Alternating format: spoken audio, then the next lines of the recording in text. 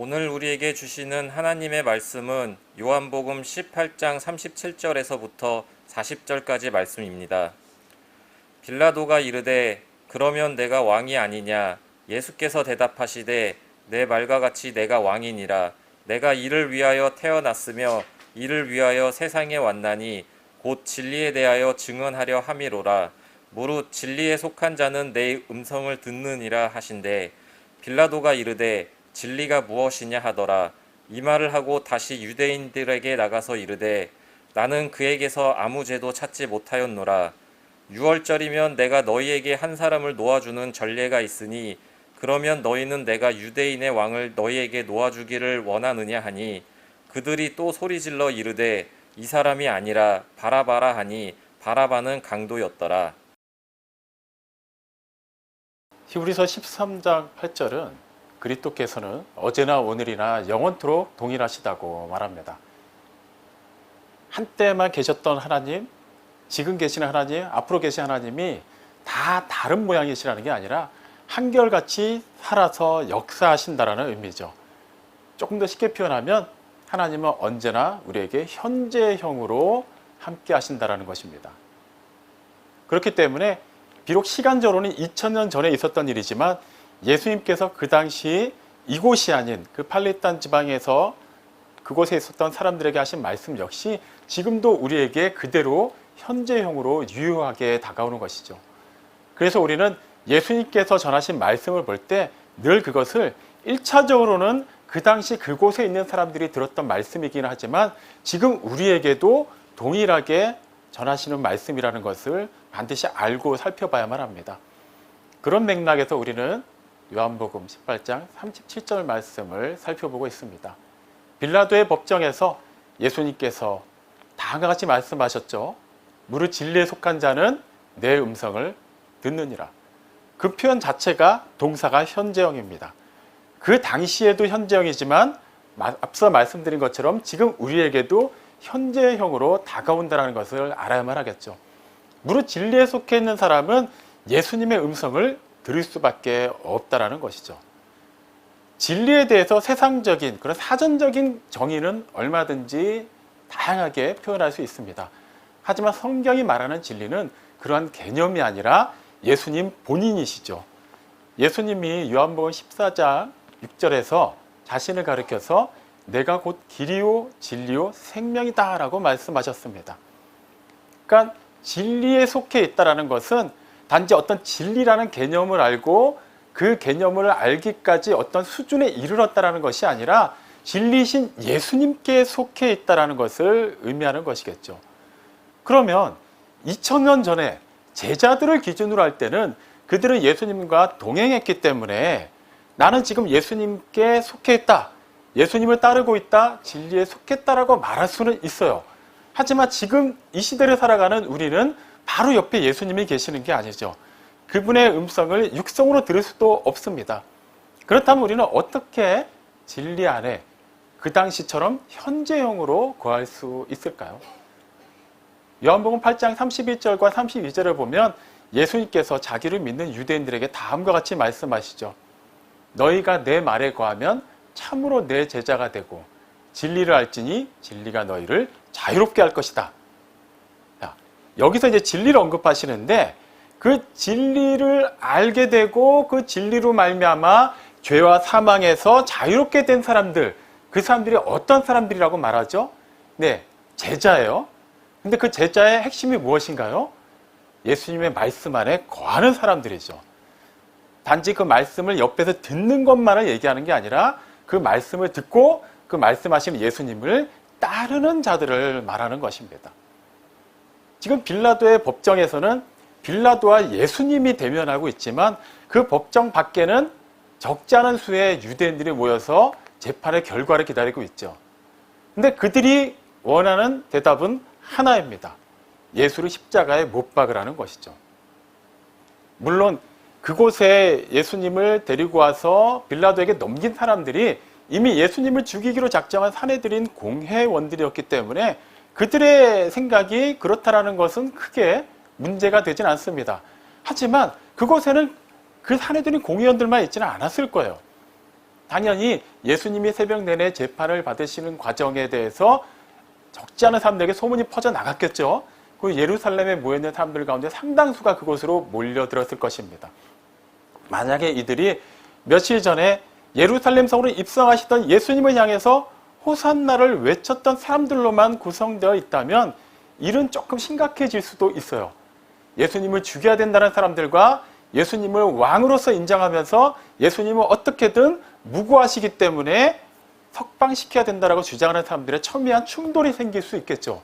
그런데도 불구하고 실제 법정 밖으로 빌라도가 나가서 나는 이 예수에게서 죄를 찾지 못했다라고 말할 때 그곳에 있었던 대부분의 사람들은 그를 죽여야 된다고 말합니다.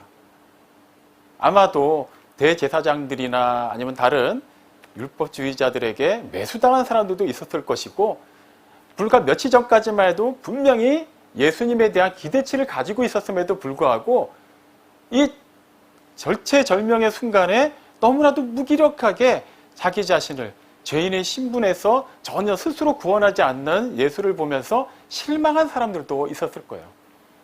그들은 예수님을 한때 따랐던 사람들입니다. 그리고 예수님께서 전하신 말씀, 행하신 기적을 본 사람들이에요. 물론 직접적으로 다 경험하지 않았더라도 이미 소문을 통해서 다 알고 있는 사람들입니다. 그럼에도 불구하고 그들은 그 진리와 직접 맞닿아 있지 않았어요. 피상적으로만 알았죠. 지식적으로만 알았고 진리이신 예수님을 통해서 궁극적인 영원한 생명을 보기보다는 당장 지금 현 시점에서 자신들에게 어떠한 유익이 될 것인가 하는 그런 정치적이고 경제적인 관점으로만 바라봤어요. 그렇기 때문에 온전히 진리가 무엇인지를 알지 못하는 그들 입장에서는 자신들의 기대가 깨지는 순간 더 이상 예수는 필요 없는 존재가 되어버리고 맙니다. 이러한 모습은 단지 예수를 안 믿는 사람들에게서만 보이는 모습이 아니에요. 그들은 애초에 진리에 관심이 없는 사람들이기 때문입니다. 안타까운 것은 진리가 무엇인지를 분명히 하다못해 어렴풋이라도 알고 있었던 사람들임에도 불구하고 근본적으로 그 진리 안에 거하지 못했다라는 것이죠. 예수님의 제자로서 그분의 말씀을 따라 살아내지 못했기 때문에 그들은 오히려 절대 풀어져서는 안 되는 흉악범 바라바를 풀어달라고 요청하기까지 합니다. 우리는 어떤가요? 적어도 주일날 이렇게 시간을 구별해서 예배당에 나와서 예배를 드리고 아니면 온라인 예배라도 예배에 참석하고 있기 때문에 그 열심과 그 노력만으로도 우리는 진리에 속했다라고 말할 수는 있습니다. 하지만 핵심은 그분의 말씀 안에서 우리가 떠나지 않는가를 봐야 한다는 거예요. 아무리 말씀을 많이 듣더라도 그 말씀이 나의 삶에서 인격적으로 역사하지 않으면 나와는 아무런 상관없는 말이 되죠. 실제 나와 아무 상관없는 사람이 뭐라고 내 주변에서 떠들어대면 그 당장 그 소리 때문에 들리긴 하지만 그 소리를 굳이 마음에 담아두지 않습니다. 금세 잊어버리죠. 어떤 사람이 뭐라고 했는데 이 정도까지만 기억합니다. 왜 그럴까요? 나와 상관이 없기 때문이에요. 관계가 없기 때문에 굳이 귀담아 듣지도 않고 그 말에 영향을 받지도 않습니다. 하지만 정말 나와 관계가 있는 사람이 하는 말이라면 작은 음성에도 우리는 귀를 기울이죠. 아이를 키울 때 저도 그때 참 많이 놀랐어요.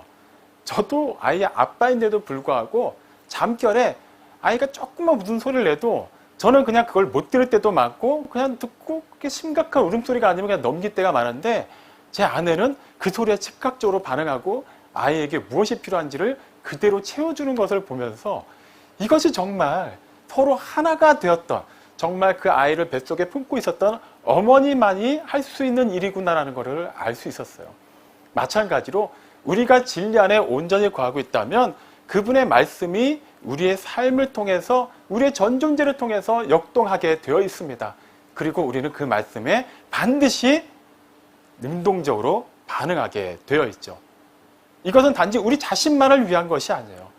예수님께서는 나중에 제자들에게 사명을 주실 때 너희 스스로 복음에 붙잡힌 바 되어서 잘 믿어라 라고만 말씀하시지 않죠.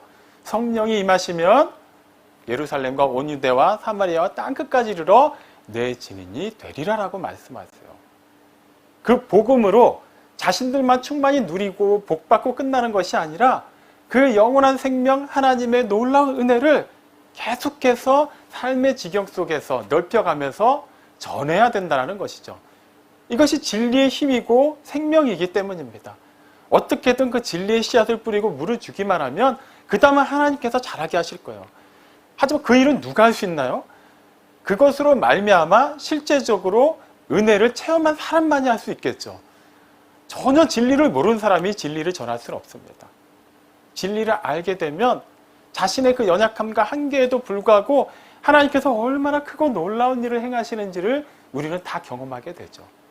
굳이 세세하게 어떤 사건을 논하지 않더라도 이미 우리가 죄와 사망에서 자유롭게 된 것, 어둠에서 구출받아서 영원한 빛 가운데 거하게 된 것, 이것만으로도 모든 것을 다 설명할 수 있습니다.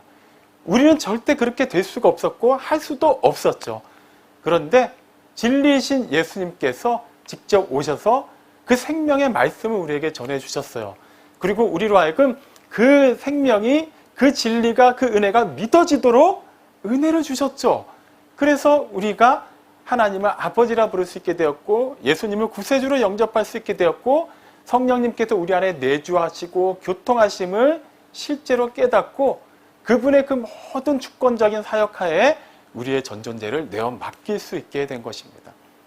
그리고 우리를 통해서 또 진리를 모르는 수많은 사람들에게 하나님의 살아계심이 나타나게 하셨죠.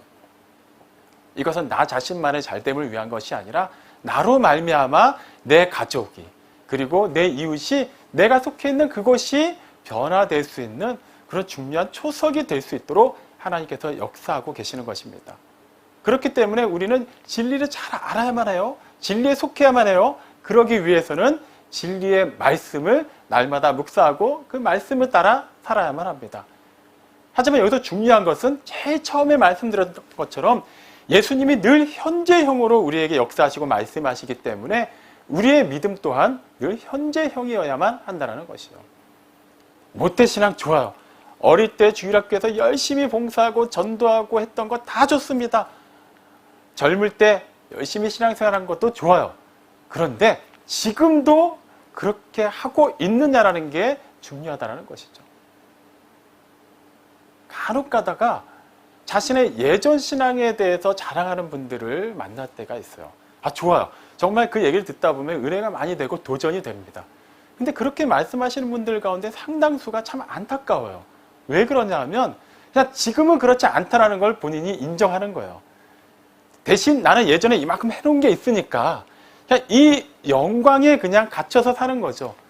조금 더 파격적으로 표현하면 마치 지금은 내가 진리 안에 온전히 거하지 않고 하나님의 뜻대로 이렇게 신실하게 살아내지 못하더라도 예전에 내가 쌓아놓은 게 있으니까 마치 이것이 면죄부라도 되는 것처럼 자랑하는 틀로 얘기하는 경우가 많기 때문에 참으로 속상합니다.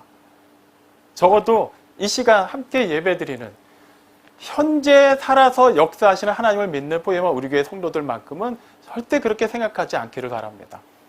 우리는 그 현재형의 신앙이 그 진리 안에서 계속해서 거하고 그 말씀을 따라 사는 것이 얼마나 중요한지를 요즘에 주중에 묵상하고 있는 사사기를 통해서 살펴볼 수 있죠. 사사기에는 일정한 그런 사이클이 있습니다. 하나님께서 약속하신 땅으로 이스라엘 백성들을 부르시고 그들을 그곳에 정착하게 하셨어요. 자, 이제부터 모든 게 우리가 흔히 옛날 어린이들에게 들려주는 동화의 결말처럼 그 후로 그들은 행복하게 오래오래 살았습니다. 보통 이렇게 돼야만 될 것 같은데 현실은 그렇지가 않아요. 오히려 그들이 더 이상 노예 생활을 하지 않아도 되고 광야에서 떠돌지 않아도 되는데도 불구하고 그 모든 것을 채워주시고 그 말도 안 되는 기적을 이루신 하나님을 예배하지 않고 하나님의 말씀을 따라서 가나안 족속을 멸하지 않은 결과로 인해서 그들이 남겨놓은 문명, 문화, 그리고 많은 우상들에 잠식되어 가기 시작합니다. 그러면서 하나님을 섬겨야 되는 그들의 정체성을 잊어버리죠. 그리고 절대 따르지 말아야 하는 우상을 따르기 시작합니다. 그때마다 하나님께서는 이방 족속의 손에 그들을 넘기시죠. 그들이 하나님의 통치를 거부했기 때문에 하나님도 잠시간 동안 그들을 한번 그대로 내버려 두십니다. 그러면 어떻게 됩니까? 그들이 이방 족속의 압제를 받을 때마다 그 즉시 깨닫지도 못해요. 꼭 그것이 어느 정도의 시간이 흐르고 난 뒤에야 그제서야 정신 차리고 하나님께 부르짖기 시작합니다. 그때마다 하나님께서는 사사를 세우셔서 이스라엘을 구원하시죠. 그렇게 또 사사가 살아있는 몇십 년 동안 이게 평안히 잘 가는가 싶은데 또 그 다음에 사이클이 계속해서 반복됩니다. 오늘은 그 얘기 가운데 사사기 6장에 등장하는 기드온의 얘기를 살펴보려고 해요. 그때는 이스라엘 백성이 늘 그래 왔듯이 하나님을 버리고 우상을 음란히 섬길 때였습니다. 하나님께서는 미디안의 손에 그들을 맡기시죠. 7년이라는 시간 동안 그들이 미디안의 압제를 당합니다. 근데 미디안은 그 전에 이스라엘을 침략해서 압제했던 이방 족속과는 그 질적인 차이가 달랐어요. 너무나도 포악스럽고 그들이 행하는 수탈이 이루 말할 수가 없었습니다. 그냥 아예 그냥 이스라엘 사람들을 괴롭히는 수준에서 끝나는 게 아니라 그들이 먹을 곡식조차도 남기지 않고 다 그냥 가져가 버려요. 본인들이 먹을 것 이상이다 싶으면 아예 그냥 다 짓밟아 버립니다. 불태워 버려요. 그냥 짐승들을 풀어서라도 다 그것을 먹어 없애버리게 합니다. 도저히 견디다 못해서 이스라엘 사람들이 그냥 산이나 동굴로 피해서 살아야 될 정도였어요. 얼마나 괴로웠겠습니까? 그렇게 7년이라는 시간이 지나고 나서야 그들이 하나님께 부르짖죠. 도움을 구하기 시작하죠. 그때 하나님께서 기드온을 부르십니다. 기드온, 우리에게는 기드온과 300용사라는 그런 타이틀로 굉장히 유명한 사사이죠. 근데 그가 그렇게 놀라운 일을 했음에도 불구하고 실제 그의 배경, 그의 원래 모습은 그다지 용사다운 모습을 발견하기 어렵습니다. 하나님께서 천사를 보내셔서 그에게 사명을 주실 때 그는 뭘 하고 있었냐 하면 사사기 6장 12절 보면 밀을 타작하고 있었는데 밀을 타작하려면 이렇게 모두 넓은 공간이 필요하거든요. 근데 그렇게 대놓고 타작을 하다가는 미디안 사람들 눈에 띄어서 소문이라도 나서 다 뺏길까봐 숨어서 포도주 틀에서 그 제한된 공간 안에서 밀을 타작하고 있었어요. 그도 그렇게 용맹한 사람, 담대한 사람은 아니었던 것이죠. 지극히 현실적인 사람이었습니다. 그리고 하나님께서 천사를 통해 그에게 이스라엘을 구원하라고 말씀하셨을 때 사사기 6장 15절에서 그는 그냥 어이없어 합니다. 내가 어떻게 이스라엘을 구원할 수 있겠습니까? 현실적으로 틀린 말은 아니에요. 그가 속한 가문은 그가 원래 속해 있었던 므낫세 지파 가운데서도 가장 작은 가문이었어요. 그리고 그 집안에서도 그는 가장 어린 사람이었습니다. 뭐 하나 이렇게 딱 내세울 게 없는 사람이었기 때문에 감히 그가 이스라엘을 7년 동안 압제하는 미디안으로부터 이스라엘을 구원한다는 것은 상상도 할 수 없는 일이었죠. 그런데 그 상상도 할 수 없었던 일이 일어나고 말았습니다. 우리에게 잘 알려진 기드온과 300용사 대 미디안의 13만 5천 명에 달하는 대군의 전쟁에서 말이죠. 자, 이 이야기는 일단은 과정을 한번 살펴볼 필요가 있어요. 하나님께서 우선 반드시 승리할 것을 약속하시면서 그로 하여금 담대하게 미디안을 상대하게 하십니다. 상식적으로, 논리적으로 말이 안 돼요. 전혀 준비가 되어 있지 않아요. 일단 미디안 사람들은 이스라엘에서 뺏어갈 수 있는 건 다 뺏어갔습니다. 우리가 흔히 생각할 때 아무리 고대 시대지만 전쟁을 할 때는 기본적으로 말을 타고 온다든지 뭐 중동 지방이니까 낙타를 타고 온다든지 마차가 있고 뭐 그런 여러 가지 기본적인 장비부터 갖춰야 되는데 그렇게 할 만한 어떠한 짐승도 남아있지 않았어요. 계속해서 수탈을 당했으니 이스라엘 사람들이 그렇게 막 신체적으로 건강했을 리도 없겠죠. 반면에 미디안 사람들은 굉장히 호전적인 사람들입니다. 전쟁에 능한 사람들이에요. 이미 거기서부터 게임이 안 되는데 하나님께서는 반드시 이길 것이라고 말씀하세요. 그 과정을 보면 기드온도 굉장히 불안해하죠. 그래서 정말 이 전쟁이 승리할 수 있을 것인지, 내가 정말 하나님의 말씀대로 따라했을 때 나에게 승리를 허락하실 것인지에 대해서 그는 고뇌하기도 하고 하나님께 어떠한 표적을 구하기도 하죠. 어쨌거나 그 과정 통해서 일단 그가 이제 사람들을 모집했을 때 무려 3만 2천 명에 달하는 지원자가 모입니다. 적지 않은 수예요. 하지만 상대 미디안군은 13만 5천 명입니다. 단순하게 수치로 계산하면 이스라엘 군인 1명이 미디안 군인 4명 이상을 상대해야 돼요. 이미 객관적인 전력도 완전히 뒤처져 있는데 수적으로도 4배 이상을 상대해야 되니 이걸 과연 이길 수 있을까요? 그런데 하나님께서는 오히려 그 인원이 너무 많다고 수를 줄이라고 하십니다. 반드시 이길 전쟁이기 때문에 만약에 그 수로 이겨버리면은 자신들이 사람 수가 있어서 그리고 자신들이 원래 능력이 있어서 이겼다고 생각하면서 하나님께 영광을 돌리지 않고 자신들 스스로 영광을 취할 것을 우려하셨기 때문이에요. 그래서 첫 번째 줄였을 때 10,000명이 남아요. 22,000명이 집으로 돌아가죠. 그 숫자만 해도 굉장히 줄어든 거예요. 근데 하나님께서 그 숫자도 너무 많다고 하시면서 결과적으로 최종적으로 허락하신 숫자가 몇 명입니까? 기도로 제외한 300명이에요.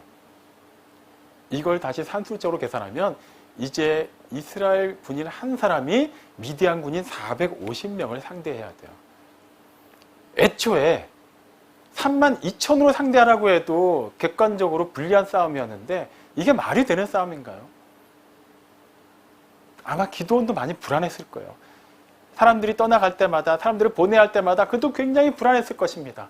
그런데 그는 하나님의 말씀을 그대로 따릅니다.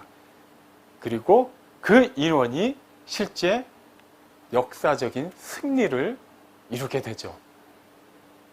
하나님의 말씀을 그대로 따랐더니 그가 진리의 말씀 안에 거하고 그 말씀대로 따라서 행했더니 정말 진리이신 하나님께서 약속하신 말씀을 그대로 이루어주신 거예요.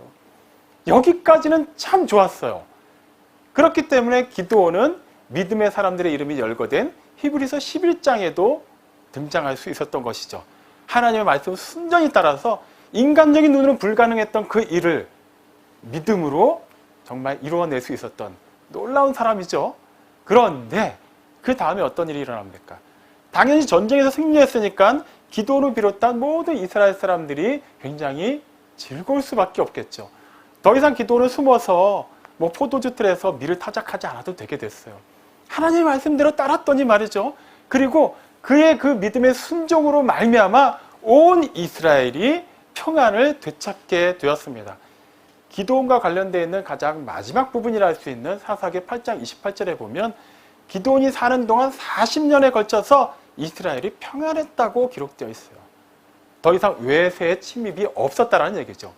그런데 실상은 그렇지 않았습니다. 여기서 말하는 실상이란 외세 침입이 있었다는 게 아니에요. 그들이 진정으로 평안하지는 못했다는 의미입니다. 자, 이스라엘 사람들이 지금 굉장히 분위기가 막 업돼 있는 거예요. 그리고 기드온을 찾아와서 부탁을 합니다. 당신과 당신의 아들들 그리고 당신의 손자들까지 대대에 걸쳐서 우리를 다스려 주십시오. 아무래도 그들 입장에서는 도저히 미디안을 극복할 수 없다고 생각했는데 기드온이 앞장섰고 기드온을 따른 결과로 그 전쟁을 승리했다고 생각을 하니까 당연히 전쟁 끝났다고 다시 그냥 이렇게 숨지 말고 그냥 이렇게 된 김에 우리를 계속해서 다스려 주십시오라고 요청한 거예요. 충분히 그럴 수는 있죠.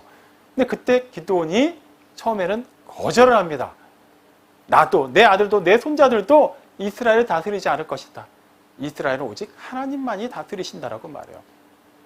기드온과 관련된 내용 가운데 유일하게 신학적으로 흠잡을 데 없는 고백을 그때 합니다.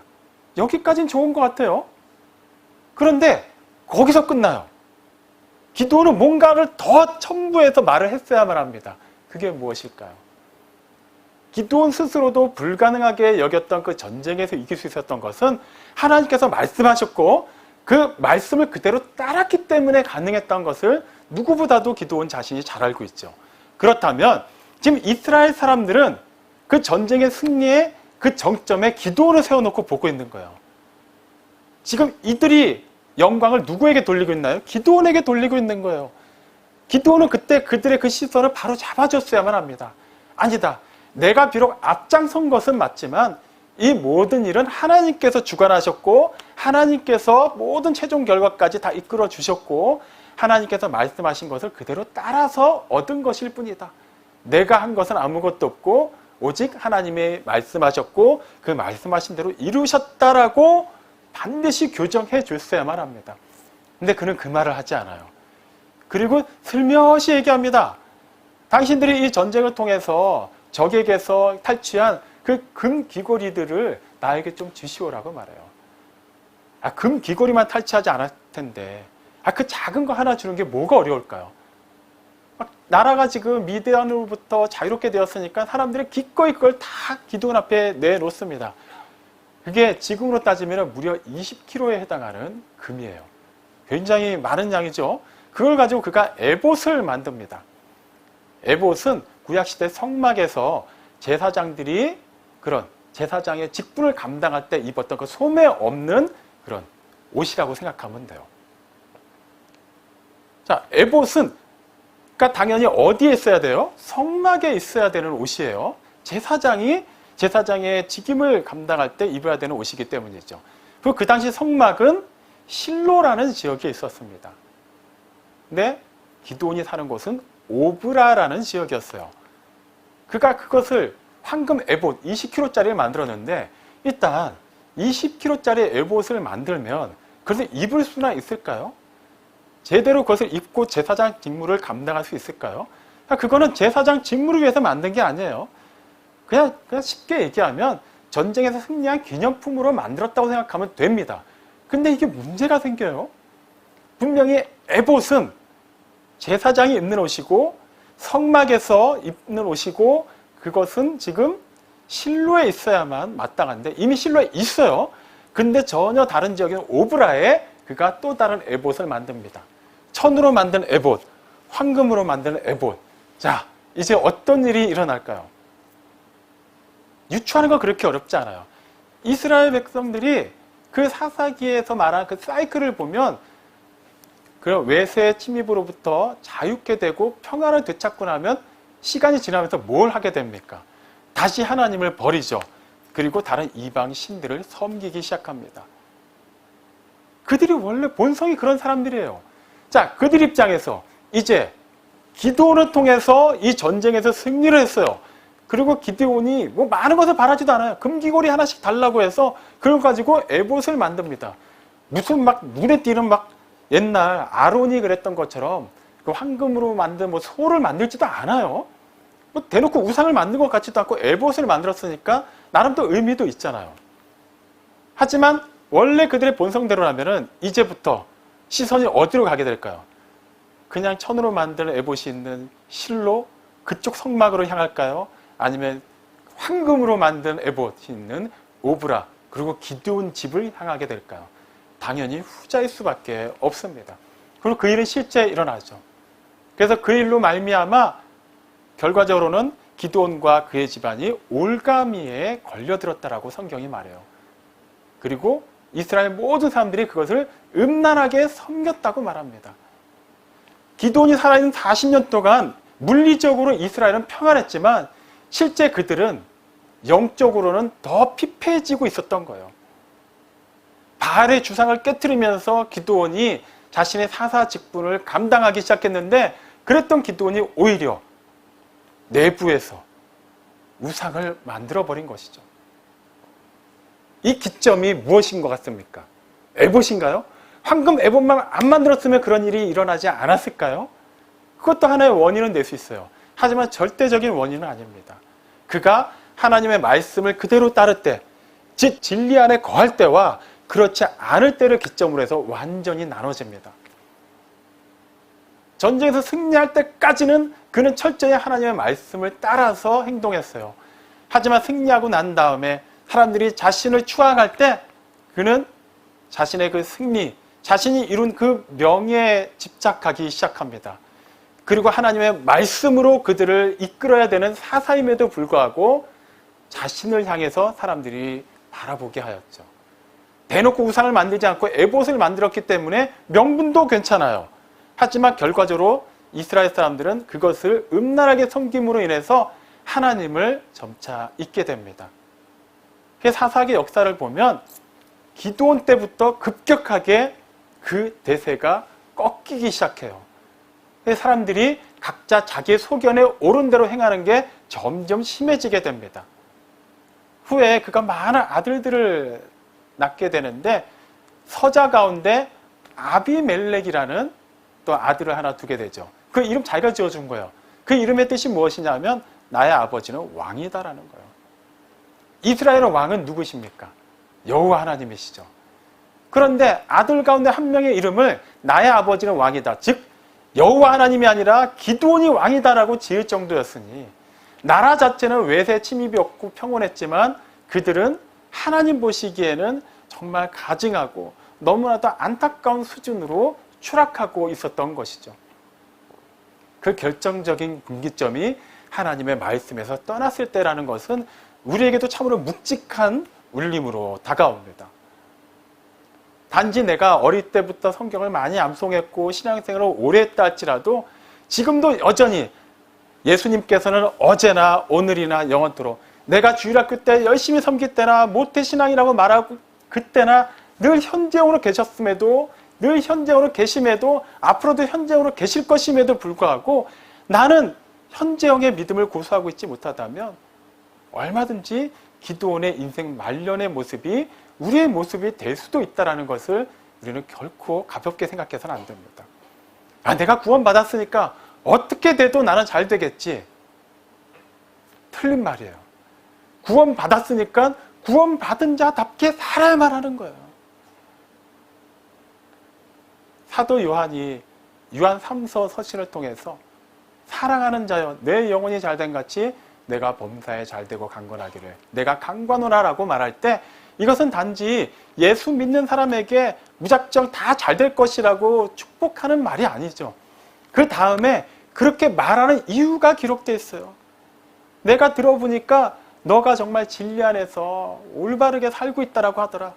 정말 너는 정말 진리에 속한 자로서 너의 영혼이 잘되고 너의 범사가 잘되고 강건할 수밖에 없는 사람이다.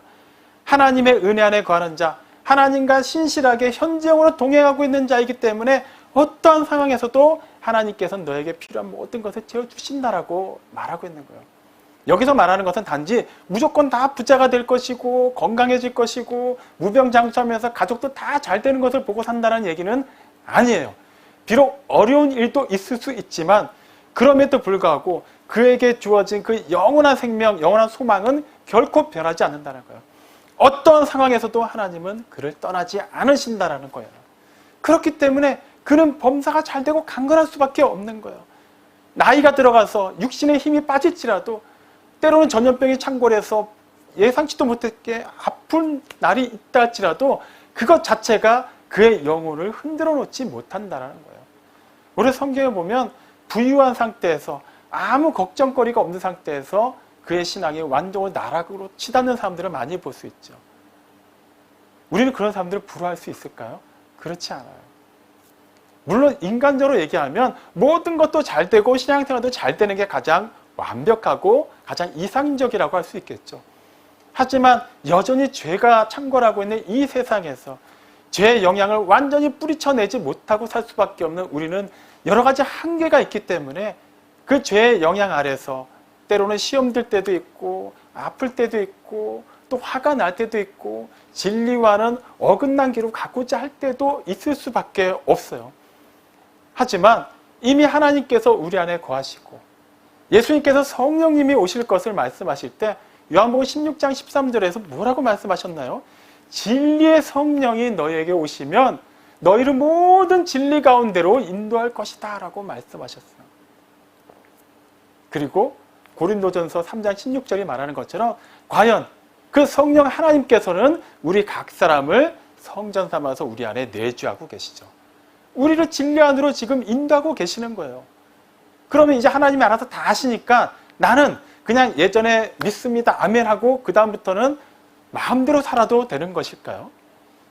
진리를 알지니 진리가 너희를 자유롭게 하리라. 이것은 우리로 하여금 자유롭게 그냥 방종하며 살아도 된다는 얘기가 아니라 죄와 사망에서 자유롭게 했다라는 말씀임을 다시 한번 말씀드립니다. 그럼 무슨 말일까요? 진리 안에서 자유롭게 되는 사람, 이미 자유롭게 된 사람은 정말 진리 안에 거하는 자답게 그 정체성에 맞게 살아야 된다는 거예요.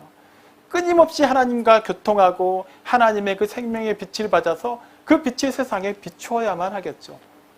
예수님께서 제자들에게 우리에게 세상의 소금과 빛이라고 말씀하실 때 그것은 우리가 그 즉시 소금이 되고 빛이 되었다는 것은 아니죠. 오직 빛은 하나님이십니다. 생명 또한 하나님이시죠. 우리는 그분 안에 거하기 때문에 빛이 될 수 있는 거예요. 그분의 환한 빛이 우리를 통해서 세상에 비추기 때문에 우리가 세상의 빛이 되는 것이지 그분을 떠나서 우리는 결코 세상의 빛이 될 수 없습니다. 당장 포도를 맺고 있는 가지라 할지라도 그 가지가 포도나무에서 떨어져 나간 이상 그 가지는 이미 죽은 것이나 다름없죠. 나무에 붙어 있어야만 열매를 많이 맺을 수 있게 됩니다. 마찬가지로 우리 또한 하나님께서 말씀하신 것을 단지 역사적인 하나의 기록으로만 보고 끝내는 것이 아니라 지금 이 순간 나에게 말씀하신다라는 것을 믿고 그대로 그 말씀 안에 거하고 그 말씀을 따라 살아내기에 힘쓴다면 그 다음은 그 말씀하신 하나님께서 모든 것은 반드시 책임지십니다. 그것이 우리 자신에게뿐만 아니라 우리와 우리의 가정이, 우리의 이웃이, 우리가 속해 있는 그곳이 변화되는 놀라운 그런 하나의 화소문이 된다는 것을 기억하셔야만 해요. 사랑하는 성도 여러분, 하나님께서 우리를 왕같은 제사장으로 거룩한 나라로 택하셨습니다. 그것은 우리를 어두운 데서 불러내어 그의 기이한 빛 가운데 거하게 하신 것을 세상에서 아름답게 나타내게 하시기 위해서요. 그냥 하나님께 은혜를 받고 하나님과 동떨어져서 세상에 나가는 순간 우리는 그 아름다운 빛이 아니라 어둠 속에서 다시 아무런 생명과 빛이 없는 상태로 되돌아가기 때문에 결코 아름다운 그분의 빛을 비칠 수 없습니다. 끊임없이 그분과 교통해야만 하겠죠. 그것을 가능하게 하시기 위해서 하나님께서는 영으로 우리 안에 역사하십니다. 하지만 그 진리 가운데로 우리를 이끄시기 위해서는 반드시 우리가 그 진리에 대해서 알고 있어야만 하겠죠. 성령님께서 임하셨을 때 제자들이 어떻게 그렇게 역동적으로 사역할 수 있었나요? 이미 그들은 예수님의 말씀을 계속해서 들었기 때문이에요. 진리대로 살려고 노력을 했기 때문입니다. 거기에 이제 불이 붙은 거예요.